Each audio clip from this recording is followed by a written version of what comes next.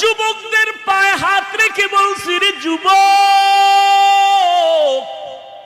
পাও দুটো আগাইয়া দাও, যদি আমি ভুলে থাকি আমাকে ধরাইয়া দাও, আমি তওবা করে নিব।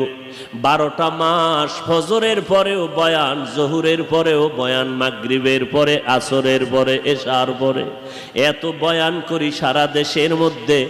আরে ভাই, পায়ে ধরে ধরে ধরে ধরে বয়ান করি। এরে ভাই, এত বিনয়ী হইয়া বলি, ও ভাই, আবার কোনো কথা জোরে বললাম কিনা, কষ্ট লাগলো কিনা, বারবার ক্ষমা চাই।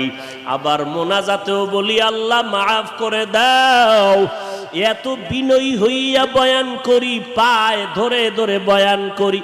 বয়ান করিয়া কি বুঝাই এই কথা তো বলি না, পাস করলি মাথায় না দিলে গুনাহ হবে। বয়ান করে তো এই কথা বলি না, কওমি মাদ্রাসায় না পড়লে গুনাহ হবে।